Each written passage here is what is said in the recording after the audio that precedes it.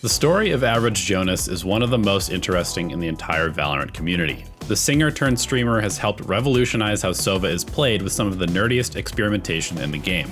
This big-brain Sova main might not be a young, cracked-out aim freak, but that hasn't stopped him from reaching the upper echelons of Valorant's ranking system and teaching plenty of pro players round-winning arrow lineups. In this video, we will look at what makes AverageJonas one of the most effective Sova players in Valorant.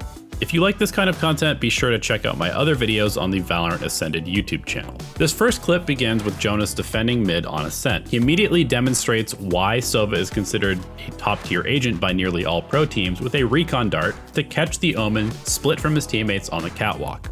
Sova's information gathering potential is the best in the game, and abusing this every single round is essential for having a high impact on this agent.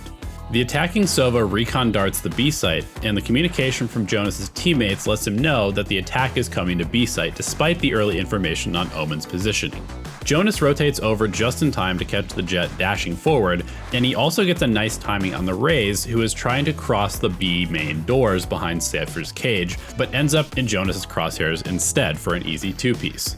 With the B-site attack shut down and Cypher set up mid, Jonas rotates to A-site to counter any incoming rotation.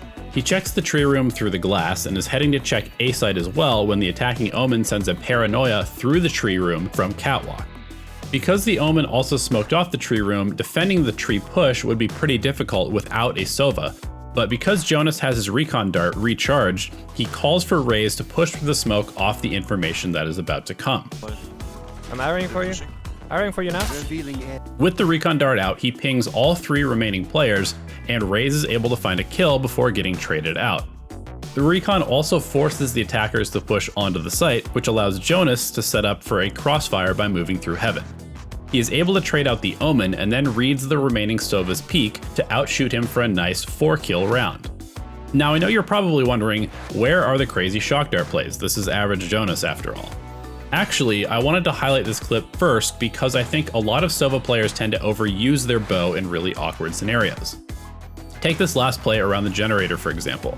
I'm 100% sure that a lot of less experienced Sova players would immediately pull out their shock darts to try and bounce one behind the generator for that big brain kill, but in reality would end up getting brained by the Sova swinging them and potentially even miss the kill on the Omen as well.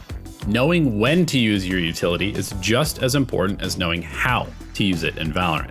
But speaking of shock darts, let's talk about why they are so important and why learning some of these cool lineups is actually worth it.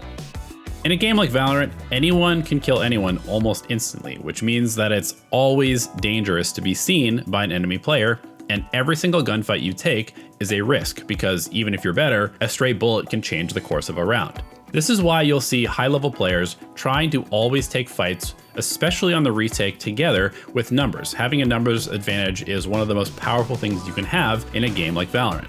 The advantage is only there, however, if you actually use those numbers together, and that is why so many low-level players throw away easily winnable rounds with big 5 against 2, 4 against 2, or 3 against 1 advantages by taking fights alone, one at a time. The shock dart lineups that Jonas has pioneered give him the power to find pickoffs with zero risk, and can often give his team the numbers advantage on a retake or attacking play. Finding that initial pick with a double shock dart to start an attack can just straight up win the round through simple math alone.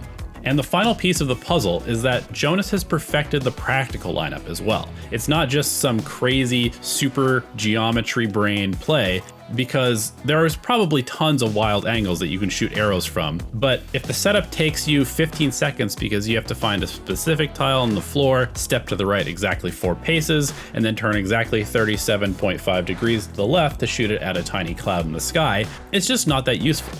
Most of the lineups that Jonas uses these days are very easy to line up and shoot and come from places that he will regularly be playing or rotating through to get to a site.